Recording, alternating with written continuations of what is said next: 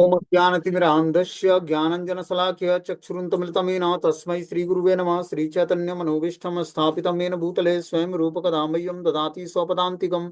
वन्देऽहं श्रीगुरु श्रीयुतपदकमलं श्रीगुरून् वैष्णवाचं ये श्रीरूपं बता रहा जो ये क्या घूमने चले जा इतनी अलमारी है भाई उसकी सहितं कृष्ण वहां मैं चैतन्य के प्रसाद संगा तो भी घूम बैठ जाती है मुझे कोई पता लग जाते कहाँ प्रसाद नारायणं नमस्कृत्यं नरं चैव नरोत्तमं देवीं सरस्वतीं व्यासं ततो जयमुदीरयेत्। सुन्वतां स्वकथा कृष्ण पुण्यश्रवणकीर्तनं हृदयन्तस्तु हि भद्राणि विध्नोति स्वसतां नष्टप्रायेषु भद्रेषु नित्यं भागवतसेवया भगवती उत्तमश्लोके भक्तिर्भवति नैष्टिकी तथा रजस्तमो भावः काम लोभादयश्चेत् चेत् एते निरावृद्धं स्थितः सत्ये प्रसिद्धति।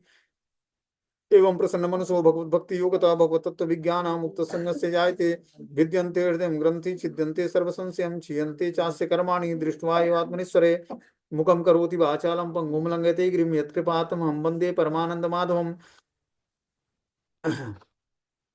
सच्चिदानंद रूपाय विशुद्धोत्पत्ति हेतवे तापत्रय विनाशाय श्रीकृष्णाय वयं नमः। संसार सागरे मग्नं दीनं मा करुणानिधि कर्म ग्राहवृत्तांगं मामुद्ध भवाड्वात् श्रीमद्भागवतम् आख्यानं प्रत्यक्षं कृष्णेहि स्वीकृतो अस्मै अनाथं मुक्तर्थं भवसागरे मनोरथो मदीयं सफलं सर्वदात्यं निर्विघ्नेनैव कर्तव्यं दासोऽहं तं केशवं सुखरूपं प्रबोधज्ञं सर्वशास्त्रं विशारदम् एतत् कथा प्रकाशेन मद्ज्ञानाविनाशय भवे भवे यथा भक्ति पादयोस्तव जायते तथा कृष्य देहस्य नाथस्तु नोयतं प्रभो नाम संकीर्तनम यस्य सर्वपापप्रणाशनं प्रणामो दुःखशमनं तं नमामि हरिपरं।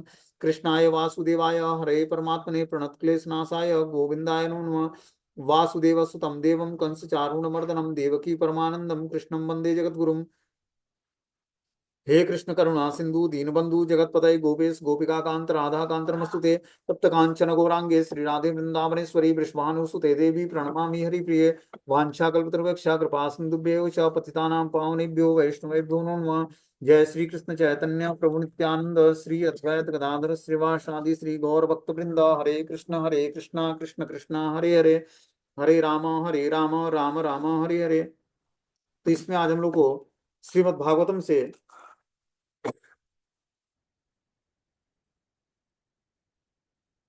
पाठ पढ़ना है कि मनु कर्दम संवाद, कि मनु और कर्दम ऋषि में क्या संवाद होता है उसके बारे में हम लोग चर्चाएं कर रहे थे। कल हमने बताया था कि जब कर्दम मुनि जो है दिव्य तपस्याएं करते हैं 10,000 सालों तक, तो उनको भगवान के दर्शन होते हैं, भगवान नारायण के दर्शन होते हैं, जिनमें भगवान जो है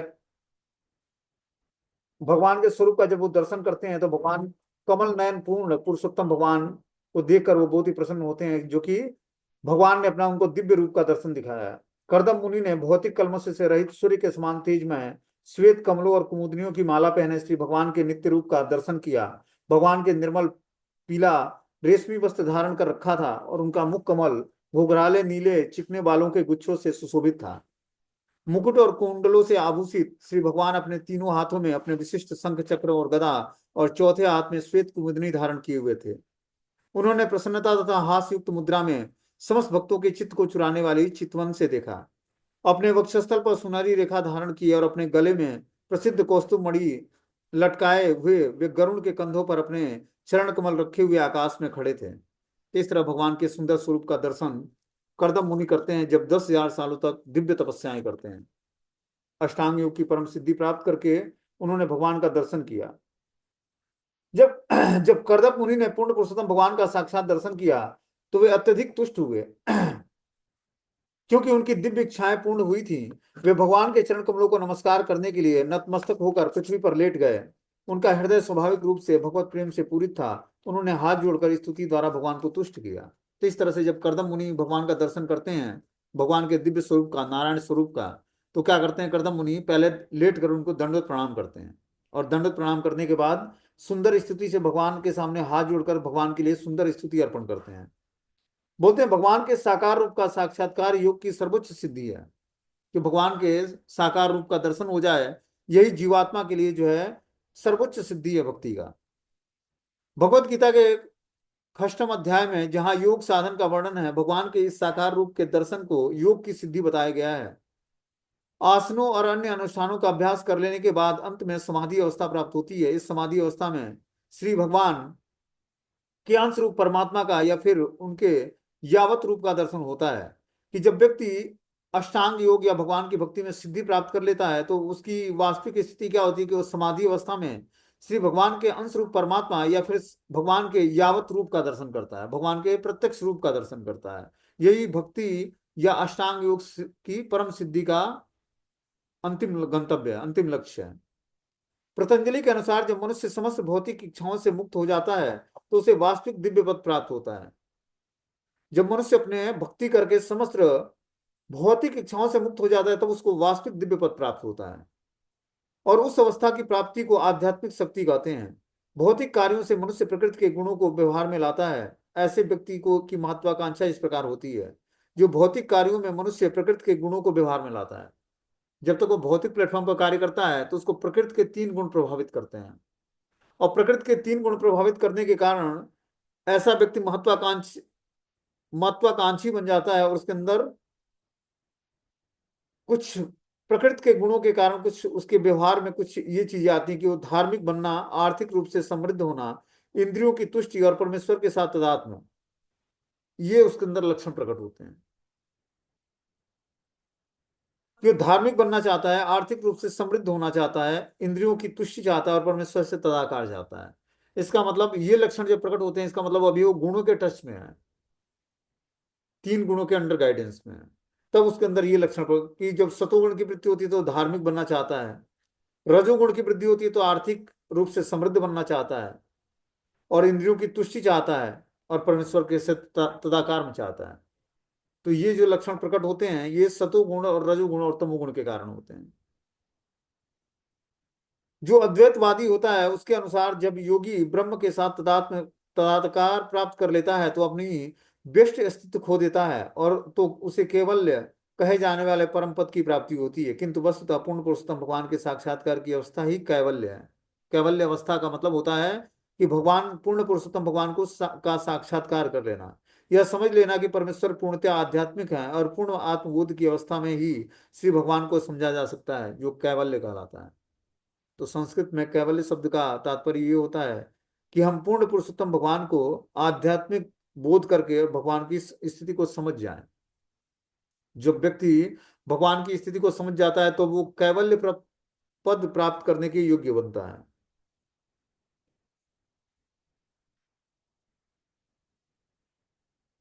आगे बता रहे हैं कि करदम मुनि ने कहा कि हे परम पूज्य भगवान, जब भगवान के दर्शन हुए तो करदम मुनि ने भगवान से बोला कि समस्त अस्तित्वों के आधार आपका दर्शन प्राप्त करके मेरी दर्शन की साध पूरी हो गई है। महान योगी जन बारंबार जन्म लेकर गहन ध्यान में आपके दिव्य रूप का दर्शन करने की आकांक्षा करते हैं। जो योगी जन होते हैं भगवान के रूप का दर्शन करने के लिए गहन ध्यान करते हैं भगवान का, और इस तरह से दिव्य रूप का दर्शन करने के लिए आकांक्षित रहते हैं, मतलब लालसा होती है उनके हृदय में कि मैं मुझे भगवान का दर्शन हो जाए, जो योगी जन होते हैं। और यहाँ पर करदम मुनि बता रहे हैं कि हे परम पूज्य भगवान, समस्त अस्तित्वों के आधार आपका दर्शन प्राप्त करके मेरी दर्शन की साध पूरी हो गई है। वास्तविक नेत्रों का उत्सव क्या है कि भगवान का दर्शन हो जाना। भक्ति की सिद्धि क्या है? भगवान का दर्शन हो जाना, भगवान के दिव्य रूप का दर्शन हो जाना, यही भक्ति की वास्तविक सिद्धि है। यहाँ पर श्री भगवान को समस्त सद्गुणों और समस्त आनंद का आगार बताया गया। भगवान जो है समस्त सद्गुणों और समस्त आनंद के आगार हैं। जब तक सतोगुण को प्राप्त नहीं हो लिया जाता है तब तक वास्तविक आनंद नहीं मिलता है। जब तक व्यक्ति सतोगुण में स्थिर नहीं होगा तब तक उसको आध्यात्मिक जीवन का वास्तविक आनंद प्राप्त नहीं होगा। वास्तविक आनंद तो सतोगुण से आगे जब हम शुद्ध सत्व के प्लेटफॉर्म पर जाते हैं तब हमें पूर्ण रूपेण वास्तविक आनंद आता है, लेकिन वो आनंद शुरू हो जाता है जब हम सतोगुण की वृत्ति धारण कर लेते हैं। सतोगुण की वृत्ति धारण करने से आनंद की वृद्धि होनी शुरू हो जाती है, और शुद्ध सात्विक के प्लेटफॉर्म पर जब हम स्थिर हो जाते हैं तब क्या होता है, पूर्ण रूपेण हम आनंद को प्राप्त कर लेते हैं, और वो आनंद ही हमें भगवान के नाम रूप गुण लीलाओं में टेस्ट उत्पन्न करता है। जब व्यक्ति के अंदर जब वो आनंद से भरा रहेगा तभी तो वो भगवान के नाम रूप गुण लीलाओं का आनंद ले पाएगा, और वो आनंद तभी मिलेगा जब वो पूर्ण रूपेण सत्यता के प्लेटफॉर्म पर अपनी चेतना को स्थिर कर लेगा। आप सतोगुण के नाम से ज्ञात समस्त वस्तुओं के आगार हैं, और अब आपको अपने नेत्रों के सम्मुख देखकर दर्शन की सिद्धि प्राप्त हुई है, ऐसा कथन विशुद्ध भक्ति परक है। भक्त के लिए इंद्रियों की सार्थकता भगवान की सेवा करने में है, आंखों की सार्थकता भगवान के सौंदर्य का अवलोकन करने में है, श्रवण इंद्रियों की सार्थकता प्रभु के गुणगान सुनने में है, जीव की सार्थकता प्रसाद का स्वाद लेने में है, जब समस्त सिद्धियां भगवान की सेवा में लगी रहती हैं तो इस प्रकार की सिद्धियां भक्ति योग कहलाता है। जब हम अपने 5 ज्ञानेंद्रियों को भगवान की सेवा में लगाकर और वास्तविक सिद्धि को प्राप्त कर सकते हैं, भक्ति योग की परम सिद्धि को प्राप्त कर सकते हैं, जिसका अर्थ है कि भौतिकता में लिप्त इंद्रियों को भगवान की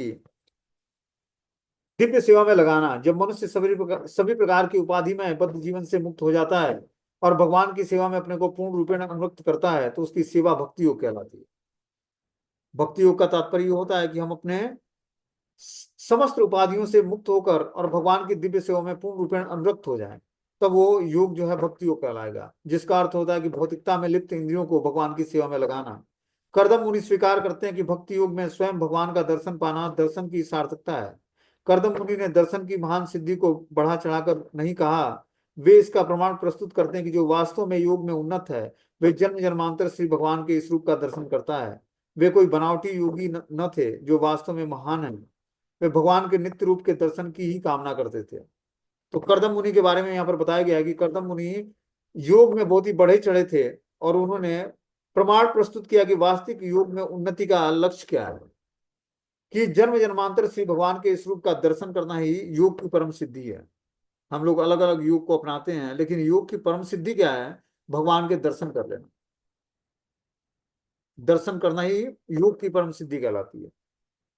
आगे बताना कि ये माययाते हतमेद सत्सुतम पादारविंदम भव सिंधु पोतम उपासते कामल वायतेषाम राशिष्य कामा निरये अपि ये सयुः। आपके चरण कमल सांसारिक अज्ञान के सागर को पार करने के लिए सच्चे पोत के तुल्य हैं। माया के वशीभूत केवल अज्ञानी पुरुष ही उन चरणों की पूजा इंद्रियों के क्षुद्र और क्षणिक सुख की प्राप्ति हेतु करता है, जिनकी प्राप्ति नरक में पड़े व्यक्ति भी कर सकते हैं। तो भी हे भगवान, आप इतने दयालु हैं कि उन पर भी आप अपने अनुग्रह करते हैं। क्या बता रहे हैं यहाँ पर? कि आपके चरण कमल रूपी जो नाव है वो संसार रूपी अज्ञानता के सागर को पार करने वाला है। और जब भगवान के चरण कमलों का आश्रय ग्रहण करते हैं तो इस भौतिक संसार की अज्ञानता से हम पार हो जाएंगे। ठीक है ना? अज्ञानता मतलब इग्नोरेंस। हम इस भौतिक संसार में डुअलिटी में जीते हैं, करूं ना करूं, क्या गलत है क्या सही है, ये हमारा बुद्धि निर्णय नहीं ले पाती है। लेकिन यही बुद्धि जब भगवान की सेवा में लगा देंगे हम, तो बुद्धि निर्णय लेने के योग्य बन जाएगी। वो जान पाएगी कि क्या करनी है और क्या करने योग्य नहीं है। इसीलिए हमें क्या करना चाहिए? बुद्धि का सही उपयोग है कि भगवान की सेवा में बुद्धि को लगाएं। जब हम बुद्धि को भगवान की सेवा में लगाएंगे तो क्या करने योग्य है और क्या करने योग्य नहीं है ये हम जान पाएंगे। और जो करने योग्य है उसमें प्रामाणिकता क्या है ये भी जान पाएंगे। जैसे हम आध्यात्मिक रास्ते पर भी जुड़े होते हैं, आध्यात्मिक के रास्ते पर तो कंफ्यूजन होता है कि क्या करूं क्या ना करूं। तो क्या करूं और क्या ना करूं इसके लिए शास्त्र हमारी जननी है। शास्त्र क्या है? हमारी माता है। हो सकता है कि टीचर जो है गलत पढ़ा दे या गलत समझा दे, लेकिन जो चीजें शास्त्रों में मिलती हैं हमें, शास्त्र जो हमें बताता है वो वास्तविक ज्ञान बताता है। जिस तरह माता क्या करती है? अपने पिता का परिचय बताती है कि हमारे पिता कौन है। उसी तरह जब हम शास्त्रों को पढ़ते हैं, जानते हैं, सुनते हैं, समझते हैं, तब हम वास्तव में जान पाते हैं कि हमारे जीवन का उद्देश्य क्या है, उस उद्देश्य को प्राप्त करने के लिए हमें किस रास्ते पर चलना है। देखो, कुछ अलंकारिक ढंग से वस्तुओं को प्रस्तुत करना या बहुत सारे भीड़ इकट्ठा कर लेना, ये अध्यात्म नहीं है। अध्यात्म है कि जो बातें शास्त्रों के अनुसार कही गई हों और शास्त्रों से मिलता जुलता जो बातें हैं, जब उसको एज इट इज हम स्वीकार करेंगे तब जाकर हम भक्ति करके सेटिस्फाई हो पाएंगे और ये जान पाएंगे कि क्या करने योग्य है और क्या करने योग्य नहीं है, क्या करके हम भगवान को प्रसन्न करके करेंगे और क्या करके हम भगवान से विमुख हो जाएंगे। इसीलिए हमें शास्त्रों की बातों को ध्यान देना। आचार्य की बात शास्त्रों से मिलनी चाहिए, तभी वो आचार्य है। और जो आचार्य अपना मत प्रस्तुत करता है, शास्त्रों के विरुद्ध जाकर कोई बात करता है या शास्त्रों की मर्यादा को ध्यान में रखते हुए बात नहीं करता है, तो उस बात को हमें नहीं मानना है, कितना हो वो इंटरटेनिंग क्यों ना हो। और आचार्य का ये कार्य नहीं कि अगले व्यक्ति को कंफ्यूज करे। आचार्य का ये कार्य होता है कि अगले व्यक्ति के कंफ्यूजन को दूर करे, उसके इग्नोरेंस को दूर करके उसको प्रतिष्ठित करे वास्तविक ज्ञान में, कि वास्तविक ज्ञान क्या है, भगवान क्या भगवत गीता और भागवतम के माध्यम से उपदेश देना चाहते हैं। जब हम शास्त्र हमारी जननी है, माता है, वो हमें बताती है कि वास्तविक ज्ञान क्या है और वास्तविक रास्ता क्या है भगवान तक पहुंचने का। काल्पनिक रास्ते पर हम चलेंगे, सुनने में हो सकता है अच्छा लगे, लेकिन वो रास्ता हमें, वो हमारा डेस्टिनेशन तय नहीं कराएगा, जिस डेस्टिनेशन को हमें भक्ति करके प्राप्त करनी है। तो जब हम प्रमाणिक आचार्य से, प्रमाणिक शास्त्रों के माध्यम से ज्ञान को अर्जित करते हैं और प्रमाणिक मंत्र का जाप करते हैं, तब धीरे धीरे हमारा जो है आध्यात्मिक पोषण मिलता है हमें, और उससे हमें सेटिस्फेक्शन मिलेगा। क्योंकि जब तक हमारा हर चीजें प्रमाणिक नहीं हुई, प्रमाणिक गुरु, प्रमाणिक शास्त्र, प्रमाणिक मंत्र, तब तक जो है हम सिद्धि प्राप्त नहीं करेंगे। यही इसीलिए भगवान ने भगवत गीता में बोला है कि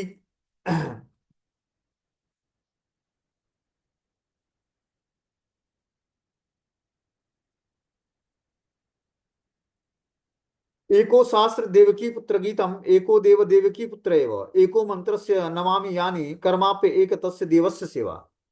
भगवान ने क्या बोला है, आज के इस कलयुग में एक ही शास्त्र, क्या एक ही शास्त्र मतलब भगवत गीता, एक ही ईश्वर भगवान कृष्ण, एक ही धर्म सनातन धर्म, और एक ही वृत्ति अत्यंत उत्सुक हैं लोग जानने के लिए। अतएव एक शास्त्र देवकी पुत्र गीतम, केवल एक ही शास्त्र भगवत गीता हो जो सारे विश्व के कल्याण के लिए है। एको देव देवकी पुत्र एव, सारे विश्व में एक ही ईश्वर भगवान श्री कृष्ण। एको मंत्रस्य नमामि यानी, और एक ही मंत्र, एक ही प्रार्थना, उसके नाम का कीर्तन, हरे कृष्ण कृष्ण कृष्ण हरे हरे, हरे राम राम राम हरे हरे। कर्माप्य कर्माप्य एव तस्य देवस्य सेवा, केवल एक ही कार्य है भगवान की सेवा।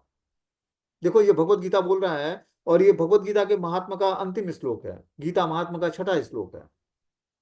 जब हम इस श्लोक को फॉलो करेंगे तब जाकर हमारा कंफ्यूजन दूर होगा, ठीक है ना। हम देखते हैं कि बहुत सारे अनप्रमाणिक संप्रदाय हैं जिसका कोई उद्गम नहीं है, कोई आचार्य नहीं है। कोई आचार्य आता है, उसमें कुछ नए मंत्र गढ़ लेता है और उसको आप लोगों को प्रदान करता है, और हम लोग भी बहुत ही उत्सुक हो जाते हैं उसको देखकर कि भीड़ लग रही है, अच्छी बात है। लेकिन हम अब जब उस शास्त्रों की मर्यादा को देखेंगे, शास्त्रों को ध्यान में देखेंगे, उसकी बातों को समझेंगे, तब हमें पता लगेगा कि प्रमाणिकता क्या है। और जब तक हम प्रमाणिक रास्ते पर नहीं चलेंगे तब तक हमारा वास्तविक डेस्टिनेशन हमें प्राप्त नहीं होगा, जिसे हम टाइम अपना डिवोट करते हैं भक्ति में। और हम प्रमाणिक चीजों को प्राप्त करेंगे, प्रमाणिक आचार्यों के माध्यम से, शास्त्रों के माध्यम से जब हम भक्ति करने का प्रयास करेंगे, तो कम टाइम में ज्यादा गेन कर पाएंगे, और हमें परम शांति भी मिलेगी, परम शांति की अनुभूति होगी, भगवान का रियलाइजेशन होगा, और फिर जाकर हम दिव्य आनंद को प्राप्त कर पाएंगे। इसीलिए भगवान ने भगवत गीता का ज्ञान दिया है कि इस भौतिक संसार में जैसे जैसे कलयुग का प्रभाव बढ़ता जाएगा, वैसे वैसे जो है अलग अलग धर्म ग्रंथों का बावडंबर लेकर अलग अलग जो है लोग, व्यक्ति अपने को ही भगवान भगवान बताएगा, और अलग अलग वेश में धारण करके वो अपने को ही गुरु और अपने को ही भगवान बताएगा, जैसे जैसे कलयुग का प्रभाव बढ़ता जाएगा। इसलिए भगवान ने भगवत गीता का ज्ञान दिया कि भगवत गीता के माध्यम से हम वास्तविक ज्ञान को समझ पाए, और वास्तविक भगवान के नाम रूप गुण लीलाओं को का ध्यान चिंतन कर पाए कैसे, और कैसे हम भगवान के ज्ञान से वाकिफ हो पाए। इसीलिए भगवत गीता का ज्ञान हमारे समस्त कंफ्यूजन को दूर करने वाला है। इसलिए हमें निरंतर जो है कम से कम 2 श्लोक रोज पढ़ना चाहिए, कि 2 श्लोक पढ़ें, उसका तात्पर्य पढ़ें। भले हमारे पास टाइम नहीं है तो कम से कम 10 मिनट निकालें, भगवत गीता का ज्ञान रेगुलर बेसिस पढ़ें, तात्पर्य श्लोक का सहित, तब जाकर हम धीरे धीरे जो है आध्यात्मिक ज्ञान में अपनी बुद्धि को स्थिर कर पाएंगे। आगे बताना कि आपके चरण कमल सांसारिक अज्ञानता के सागर को पार करने के लिए सच्चे पोत के तुल्य हैं। जब व्यक्ति नाव पर सवार होता है तो क्या होता है, नाव पर सवार होने मात्र से नदी को पार कर जाता है। उसी तरह जब हम भगवान के चरण कमलों का आश्रय ग्रहण करते हैं, तो हम इस भौतिक संसार के समस्त माया रूपी संसार को हम पार कर जाते हैं, भगवान के चरण कमलों का आश्रय लेने मात्र से। माया के वशीभूत होकर केवल अज्ञानी पुरुष ही इन चरणों की पूजा इंद्रियों के क्षुद्र क्षुद्र और क्षणिक सुख की प्राप्ति हेतु करता है, जिसकी प्राप्ति नरक में सड़ने वाले व्यक्ति भी कर सकते हैं। तो भी हे भगवान, आप इतने दयालु हैं कि उन पर भी आप अनुग्रह करते हैं। तो भगवान हर जीवात्मा पर अनुग्रह करके क्या करते हैं, हर जीवात्मा को अपनी भक्ति प्रदान करते हैं, और माया के वशीभूत जो अज्ञानी पुरुष हैं उनको अपने चरण कमलों का आस्वादन कराकर उनके क्षणिक सुख को शाश्वत सुख के रूप में भगवान बदल देते हैं। बता रहे हैं यहाँ पर करदम मुनि ने बता रहे कि भगवत गीता के 7वें अध्याय में कहा गया कि भक्तों की 2 कोटियां हैं। पहले वे जो भौतिक सुख चाहते हैं, और दूसरे वे जो ईश्वर की सेवा के अतिरिक्त और कुछ नहीं सोचते हैं। भौतिक सुख तो कुकर और सूकर भी प्राप्त करते हैं, जिसका जीवन अत्यंत नारकीय है। तो भौतिक सुख जो प्राप्त करना चाहते हैं वो कुकर और सुअर की तरह जो जीवन जीते हैं उनको भी भौतिक सुख प्राप्त होता है। लेकिन वास्तविक सुख जो प्राप्त करना है वो क्या करना है, जो भगवान की भक्ति करता है वही वास्तविक सुख को प्राप्त करता है। यहाँ पर कर्दम मुनि ने इसकी निंदा की है। वे कहते हैं कि ऐसे भौतिक सुख नारकी जीवन बिताने वाले कुत्ते और बिल्लियों के लिए होता है। भगवान इतने दयालु हैं कि यदि तथाकथित योगी इस नारकी सुखों से तृप्त हो जाते हैं तो वे उन्हें उन समस्त भौतिक सुखों की इच्छा प्राप्त करने की छूट देते हैं, किंतु उन्हें कर्दम मुनि के समान सिद्ध अवस्था नहीं मिल सकती है। बता रहे हैं यहाँ पर कर्दम मुनि कि जो व्यक्ति भौतिक सुख को अपनाता है वो नारकी जीवन, कुत्ते बिल्लियों जैसा जीवन जीता है। और वास्तविक जीवन तो यह है कि भगवान इतने दयालु हैं जो हमें भक्ति योग का पालन करके हम अपने नारकीय सुखों को के से ऊपर उठकर और आध्यात्मिक सुख को हम जागृत कर पाएंगे और आध्यात्मिक सुख का भोग कर पाएंगे। वास्तविकता तो यह है कि नारकी या आसुरी लोग यह जानते ही नहीं कि सिद्धि का परम साध्य क्या है। फलस्वरूप वे इंद्रिय तृप्त को ही जीवन का उच्चतम लक्ष्य मान बैठते हैं। वे यह उपदेश देने लगते हैं कि इंद्रिय तृप्त के साथ ही वे कुछ मंत्र सुनाकर और कुछ आसन करके सिद्धि की कामना कर सकते हैं। ऐसे व्यक्ति को यहाँ पर हतः मेधस कहा गया है, अर्थात जिनके दिमाग खराब हो चुके हैं। ऐसे लोग योग सिद्धि या ध्यान के द्वारा भौतिक सुख की कामना करते हैं। भगवान ने भगवत गीता में कहा है कि जो देवताओं की पूजा करता है उसकी बुद्धि भ्रष्ट हो चुकी है। इसी प्रकार यहाँ पर भी करदम मुनि कहते हैं कि जो योगाभ्यास के द्वारा भौतिक सुख की कामना करता है समझ लो कि उसकी बुद्धि बिगड़ी हुई है और वो महामूर्ख है। तो जो व्यक्ति योगाभ्यास करके भौतिक सुख की इच्छा करता है, मतलब भगवान की भक्ति करके भगवान से भौतिक सुख मांगता है, उसकी अभी बुद्धि शुद्ध नहीं है, इस कारण से वो ऐसा करता है। जब व्यक्ति की बुद्धि शुद्ध हो जाएगी तो वो आध्यात्मिक इच्छा करेगा, ठीक है ना। आध्यात्मिक इच्छा में भगवान को प्रसन्न करने के लिए हर इच्छाएं करेगा और इस प्रकार वो योग की उत्तम अभ्यासकर्ता को श्री भगवान की पूजा करके अज्ञान के सागर को पार करके भगवान के श्री चरण कमलों का दर्शन प्राप्त करने के अतिरिक्त उसकी कोई अन्य कामना नहीं होगी, क्योंकि ईश्वर परम दयालु हैं। और ऐसे बुद्धि भ्रष्ट लोगों को जो आज भी कुत्ता बिल्ली सूकर बनकर संभोग तथा इंद्रिय तृप्त की सुख उठाने का वर देते हैं, भगवत गीता में भगवान ने इस वरदान की पुष्टि की है, जो भी कोई मनुष्य मुझसे कुछ प्राप्त करना चाहता है तो मैं उसे मनोवांछित फल देता हूँ। तो हम लोग देखते हैं कि देवी देवताओं की पूजा करके व्यक्ति जो है भोग की सामग्री देवताओं से प्राप्त कर लेता है। तो यहाँ पर भगवान ये बताना चाहते हैं कि जो देवी देवताओं की क्षणिक भक्ति है वो हमें क्या करती है, इस भौतिक संसार में फंसाए रखती है। लेकिन जो हमारी भक्ति करके हमसे वरदान की पुष्टि चाहता है तो ऐसे मनुष्य सब कुछ प्राप्त करते हैं और उनको मैं मनोवांछित फल देता हूँ। जो उनकी मन की वांछा है उसको मैं पूर्ण करता हूँ और धीरे धीरे अपनी भक्ति प्रदान करता हूँ। तो क्यों ना हम भगवान की भक्ति करें, कि भगवान की भक्ति करके हम अपने भौतिक इंद्रियों को भी, भौतिक इच्छाओं को भी तृप्त कर लेंगे और भगवान की भक्ति में भी सक्सेस हो जाएंगे। और देवी देवताओं की पूजा करके हम पर्टिकुलर किसी एक चीज को प्राप्त कर पाते हैं जिसकी इच्छा करके हमने उनकी पूजा आराधना शुरू की है। लेकिन भगवान की भक्ति करके हम भौतिक चीजों को भी प्राप्त कर लेंगे और धीरे धीरे भगवान हमारी इच्छाओं को, मनोवांछित इच्छाओं को पूर्ण करके हमें आध्यात्मिकता का वरदान देंगे, अपनी भक्ति का वरदान देंगे। आगे बता रहे हैं, तथा स चाहम परिवोढुकामम समानशीला गृहमेध धेनु उपे इवा मूल मशेष मूलम दुराशयम काम दुराग्य घृपयस्य। अतः मैं भी ऐसे समान स्वभाव वाली कन्या से विवाह करने की इच्छा लेकर आपके चरण कमलों की शरण में आया हूँ, जो मेरे विवाहिक जीवन में मेरी कामइच्छाओं को पूरा करने में कामधेनु के समान सिद्ध हो सके। आपके चरण कमल प्रत्येक वस्तु को देने वाले हैं, क्योंकि आप कल्प वृक्ष के समान हैं। तो कर्दम मुनि यहाँ पर भगवान नारायण के जब दर्शन करते हैं तो उनसे क्या इच्छा व्यक्त करते हैं कि मुझे मेरी समान स्वभाव वाली कन्या से विवाह करने की इच्छा है और आपके चरण की कमलों की शरण में मैं इसीलिए आया हूं कि जो मेरे ही समान गुण वाली कन्या हमें मिल जाए जिससे मैं विवाह कर सकूं, जो मैं मेरे विवाहिक जीवन में काम इच्छाओं को पूरा करने में कामधेनु के समान सिद्ध हो। और आपके चरण प्रत्येक वस्तु को देने वाले हैं, क्योंकि वो कल्प वृक्ष के समान है। इसलिए मैं अपने आपका दर्शन करके मेरी यही इच्छा है, आप हमारी इस इच्छाओं को पूरा करें। तो देखो, साधारण व्यक्ति के लिए जो है विवाह करना एक भौतिक इच्छा है, ठीक है ना।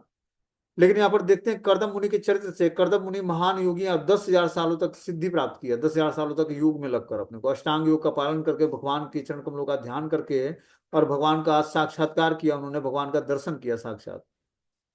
और साक्षात दर्शन जिसको भगवान का हो गया वो ये इच्छाएं व्यक्त करता है कि मुझे समान स्वभाव वाली कन्या से विवाह करने की इच्छा करने के लिए ही मैं आपके चरण कमलों की शरण में आया हूं। मतलब भगवान का दर्शन होने के बाद उन्होंने क्या मांगा भगवान से कि मुझे अपने समान शील कन्या वाली कोई ऐसी कन्या मिल जाए जिससे मैं विवाह कर सकूं। ठीक है ना। करदम मुनि ने ऐसे व्यक्ति की निंदा करते हैं जो भौतिक लाभों के लिए भगवान के पास जाते हैं, किंतु उन्होंने भगवान के समक्ष अपनी भौतिक असमर्थता और आकांक्षा प्रकट करते हुए कहा कि यद्यपि मुझे पता है कि आपसे कोई भौतिक वस्तु नहीं मांगनी चाहिए, किंतु तो भी मेरी इच्छा है कि मैं समान शील वाली कन्या से विवाह करूं। यहाँ समान शीलम पद अत्यंत महत्वपूर्ण है। प्राचीन काल में समान स्वभाव वाले लड़के या लड़कियों का विवाह होता था। समान स्वभाव वाले लड़के और लड़कियों को इस प्रकार बंधन सूत्र में जोड़ा जाता कि जिससे वह सुखी रह सके। तो पहले क्या होता, गुणों का मिलान होता था। जब जन्म पत्री बनती थी तो उसमें गुणों का मिलान होता था और जो जिसके गुण मिलते थे उसी का विवाह आपस में होता था। अब आजकल वो प्रथा धीरे धीरे बंद हो रही है। तो जो इस तरह से जो विवाह होता था, बंधन सूत्र में जो जोड़ा जाता था, उससे परिवार सुखी होता था और दोनों मिलकर भगवान की भक्ति में एंगेज होते थे। आजकल क्या है कि गुणों का मिलान होता नहीं है। असुरों का विवाह जो है देवताओं से हो जाता है, देवताओं का मनुष्यों से हो जाता है। इस तरह से सारा जो है गण और गुण दोनों में मिलते हैं। और इसी कारण से समाज में जो है तलाक की प्रथा बता रहे हैं कि लड़की और लड़कों के माता पिता उनकी कुंडलियां यह जानने के लिए दिखवाते हैं कि उनकी मनोदशा का वास्तविक योग हो सकता है या नहीं। ऐसे विचार महत्वपूर्ण है। आज ऐसे विचार किए बिना ब्याह होने लगे हैं, फलतः विवाह के तुरंत बाद ही संबंध विच्छेद हो जाता है। करदम मुनि समानशील की पत्नी चाहते थे क्योंकि आध्यात्मिक तथा सांसारिक उन्नत में सहायता पहुंचाने के लिए पत्नी आवश्यक है। कहा गया कि पत्नी धर्म अर्थ काम संबंधी समस्त इच्छाओं की पूर्ति करती है। जिसे अच्छी पत्नी मिल जाती है वो परम भाग्यशाली समझा जाता है। तो गृहस्थ आश्रम में देखो पत्नी का बहुत इंपॉर्टेंट रोल है। यहाँ पर करदम मुनि के चरित्र से हम लोग देखते हैं कि करदम मुनि 10,000 सालों तक तपस्या करके भगवान से विवाह करने के लिए एक सुंदर सभ्य शील पत्नी चाहते हैं। ये उनकी इच्छा है। बता रहे हैं कि पत्नी जो होती है अगर जो स्वभाव से अच्छी है तो धर्म अर्थ काम तीनों को रेगुलेट कर देती है, तीनों को पवित्र कर देती है। जो हमारा धर्म है, जो हमारा अर्थ है, इनकम का जो स्रोत है वो, और कामनाएं जो हैं उस सबको पवित्र कर देती है। जिसे अच्छी पत्नी मिल जाती है वो परम भाग्यशाली समझा जाता है।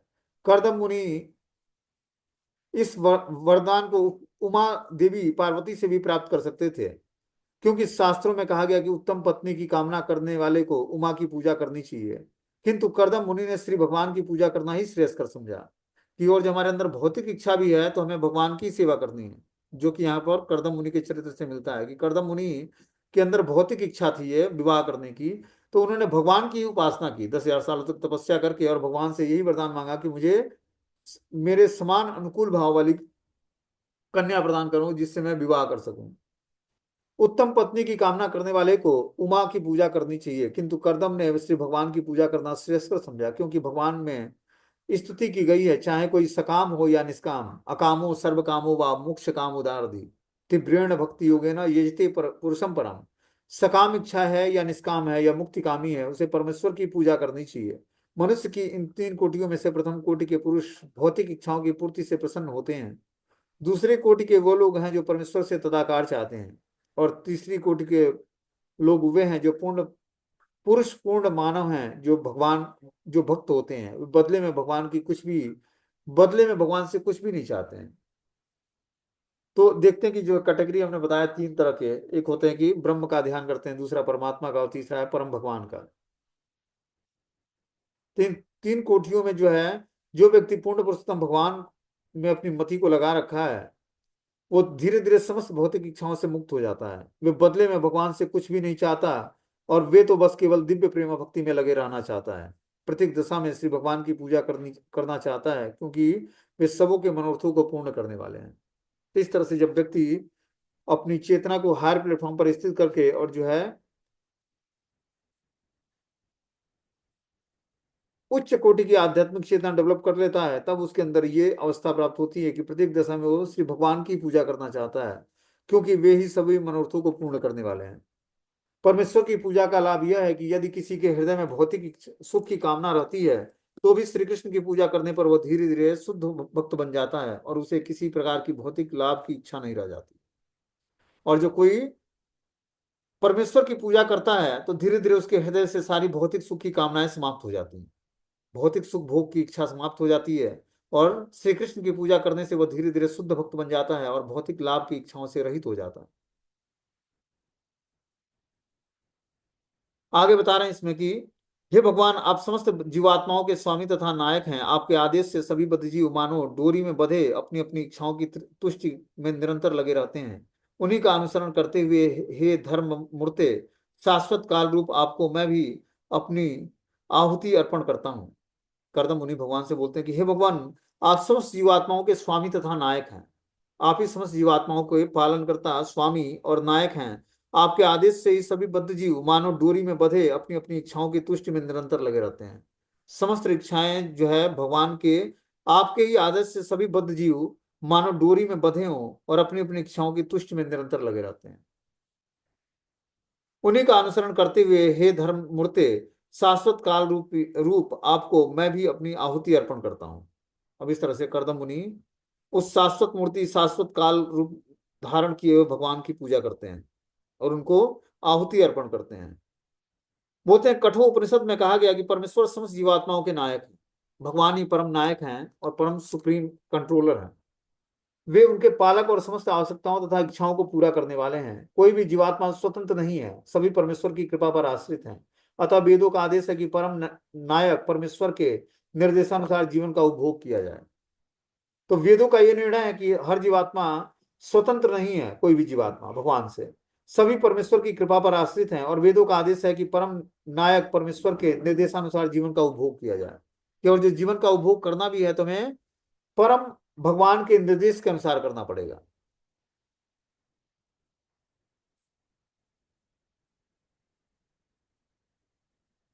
आगे इसमें बता रहे हैं कि प्रत्येक मनुष्य का कर्तव्य है कि वो अपनी वर्तमान स्थिति के अनुसार भोग करे, किंतु वेदों या भगवान के निर्देशानुसार किंतु वेदों या भगवान के निर्देशानुसार करे। प्रत्येक मनुष्य का कर्तव्य है कि अपनी वर्तमान स्थिति के अनुसार भोग करे, किंतु वेदों तथा भगवान के निर्देश को ध्यान में रखे। वेद भगवान के प्रत्यक्ष वचन है। भगवान हमें अवसर देते हैं कि हम अपनी इच्छा अनुसार भौतिक जीवन को भोगें, किंतु उसके साथ ही साथ वेदों के बधे हुए चलने का निर्देश भी करते हैं, जिससे धीरे धीरे भौतिक बंधन से मुक्ति तक ऊपर उठा जा सके। जो बद्धजीव इस संसार में प्रकृति के ऊपर अपना अधिकार जताकर अपनी इच्छाओं को पूरा करने आते हैं, वे प्रकृति के नियमों से बंधे होते हैं। सर्वोत्तम मार्ग यही है कि वैदिक नियमों का पालन किया जाए, जिससे मुक्ति प्राप्त में क्रमशः सहायता मिलेगी। तो देखेंगे कि जो वैदिक नियमों के अनुसार जो नियम बताए गए हैं, उसमें मुक्ति प्राप्त करने का सहज और नियम बताया गया कि हम प्रकृति के नियमों में बंधे हुए हैं, और हमें जब तक हम बद्ध जीवन में रहेंगे तब तक हम प्रकृति के ऊपर अधिकार जमाने का कोशिश करेंगे, और इस कारण से हम जो है इस भौतिक संसार में प्रकृति के नियमों में बंध जाएंगे। भगवान हमें अवसर प्रदान करते हैं कि हम अपनी इच्छाओं को भौतिक जीवन को इच्छाओं में भौतिक जीवन को भोगे, किंतु उसके साथ साथ वेदों के बधे हुए निर्देश का पालन करें, जिससे धीरे धीरे भौतिक बंधन से हम मुक्ति प्राप्त कर लेंगे। जब तक हम वेदों के नियमों को और शास्त्रों के नियमों का पालन नहीं करेंगे, तब तक हम अपने भौतिक अस्तित्व से छूट नहीं सकते हैं। और जो वेदों के नियम हैं या शास्त्रों के नियम हैं, उसको बहुत ही गहराई से समझना पड़ेगा, सीखना पड़ेगा और जानना पड़ेगा। तब जाकर हम धीरे धीरे जो हमारा जीवन जो है सात्विक होगा। आगे बता रहे हैं कि कर्दम मुनि भगवान को शुक्लम कहकर संबोधित करते हैं, जिसका अर्थ है धर्म के नायक। जो पवित्र है, जिन उन्हें चाहिए कि वे धर्म के नियमों का पालन करें, किंतु ऐसा नियम भगवान ने स्वयं बनाया है, कोई भी धर्म को नहीं बना सकता है। धर्म का अर्थ है भगवान के आदेश या नियम। भगवत गीता में भगवान कहते हैं कि धर्म का अर्थ है उनके शरणागत होना। अतः मनुष्य को चाहिए कि वैदिक नियमों का पालन करे और परमेश्वर की को आत्म समर्पण कर दे, क्योंकि मनुष्य जीवन में सिद्धि का चरम लक्ष्य यही है। तो मनुष्य जीवन में परम सिद्धि का यही लक्ष्य है कि हम भगवान के शरणागत हो जाए धीरे धीरे। ठीक है ना? मतलब धर्मम तो साक्षात भगवत प्रणीतम, धर्म का वास्तविक उद्देश्य क्या है? भगवान के प्रणिपात, मतलब भगवान की शरण ग्रहण करना है। यही मनुष्य जीवन की परम सिद्धि है। मनुष्य को पवित्रता का दिन बिताना चाहिए, धार्मिक विधि विधानों का पालन करना चाहिए, ब्याह करना चाहिए और आत्मबोध के उच्च पद को प्राप्त करने के लिए शांतिपूर्ण जीवन बिताना चाहिए। तो यहाँ पर बता रहे हैं कि मनुष्य को पवित्रता का जीवन बिताना चाहिए, यही मनुष्य जीवन की परम सिद्धि है। और पवित्रता का जीवन बिताते हुए धार्मिक विधि विधानों का पालन करना चाहिए उसको। आगे बता रहे हैं कि ब्याह करना चाहिए और आत्मबोध के उच्च पद को प्राप्त करने के लिए शांति पूर्वक रहना चाहिए, तभी जाकर जो है आत्म साक्षात्कार का उच्च पद हमें प्राप्त हो पाएगा और हम शांति पूर्वक जीवन निर्वाह कर पाएंगे। ठीक है, आगे इसमें कर्दम मुनि और भी बहुत सारे आदेश देते हैं, अब इसको हम लोग कल सुनेंगे। हरे कृष्ण।